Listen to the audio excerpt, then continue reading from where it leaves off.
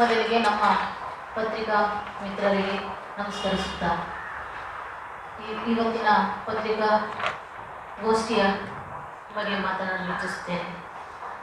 ಸನ್ಮಾನ್ಯ ಮುಖ್ಯಮಂತ್ರಿಗಳಾದ ಸಿದ್ದರಾಮಯ್ಯನವರ ತೇಜೋವಧೆಯನ್ನು ಇವರು ಬಿಜೆಪಿ ಮತ್ತು JDS ಸರ್ಕಾರ ಏನಿದೆ, ಬಿಜೆಪಿ ಮತ್ತು JDS ಬೆಂಬಲಿತ ಈ ನಮ್ಮ ರಾಜ್ಯಪಾಲರು ಬಿಜೆಪಿ ಕೈಗೊಂಬೆಯಾಗಿ ಕೆಲಸ ಮಾಡ್ತಾರೆ ಅನ್ನೋಕ್ಕೆ ಬಯಸ್ತಾ ಇದ್ದೇನೆ. ಯಾಕೆಂದರೆ ದೀನದಲಿತರ, ಶೋಷಿತರ, ಹಿಂದುಳಿದ ವರ್ಗದ ಧೀಮಂತ ನಾಯಕರಲ್ಲಿ ನಮ್ಮ ಸಿದ್ದರಾಮಯ್ಯನವರು ಎಂದರೆ ತಪ್ಪಾಗಲಾರದು.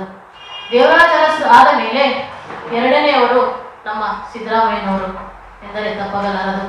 ಯಾಕಂದರೆ ಇವರಿಗೆ 5 ಗ್ಯಾರಂಟಿಗಳನ್ನು ಘೋಷಣೆ ಮಾಡಿ ನಮ್ಮ ರಾಜ್ಯದಲ್ಲಿ ಮಹಿಳೆಯರು ಒಳ್ಳೆ ನಮ್ಮ ಸಿದ್ದರಾಮಯ್ಯನವರಿಗೆ ಬೆಂಬಲವನ್ನು ಸೂಚಿಸ್ತಾ ಇದ್ದಾರೆ. ಹಿಂದುಳಿದ ವರ್ಗದ, ದೀನದಲಿತರ, ಶೋಷಿತರ ಸಮುದಾಯಗಳು ಸಹ ನಿನ್ನೆ ಪ್ರೊಟೆಸ್ಟ್ ಮಾಡಿದ್ದಾರೆ.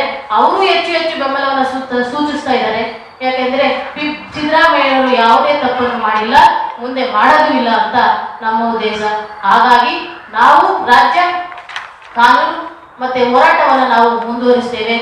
ಈ ರಾಜ್ಯಪಾಲರು ರಾಜಕೃಷ್ಣನ್ಗೆ ಅನುಮತಿ ನೀಡಿದ್ದಾರೆ, ಅದನ್ನ ಈ ಕೂಡಲೇ ಹಿಂಪಡೆಯಬೇಕು ಅಂತ ನಮ್ಮ ಹೋರಾಟ, ಉಗ್ರ ಹೋರಾಟ ನಾವು ಕೈಗೊಳ್ತೇವೆ. ರಾಜ್ಯಾದ್ಯಂತ ನಮ್ಮ ವಕೀಲರ ಸಂಘ, ಕರ್ನಾಟಕ ರಾಜ್ಯ ಹಿಂದುಳಿದ ವಕೀಲರ ಸಂಘದ ಉಪಾಧ್ಯಕ್ಷೆಯಾಗಿ ನಾನು ಮಾತನಾಡುತ್ತಿದ್ದೇನೆ. ಏಕೆಂದರೆ ಈಗಾಗಲೇ ತುಂಬಾ ಹೋರಾಟಗಳು ನಡೆದಿವೆ. ಯಾಕಂದ್ರೆ ಒಬ್ಬ ಧೀಮಂತ ನಾಯಕರು ತೇಜೋವಧೆಯನ್ನ ಮಾಡೋದೆಂದರೆ ಎಲ್ಲರಿಗೂ ಬೇಜಾರು ಅನಿಸುತ್ತೆ.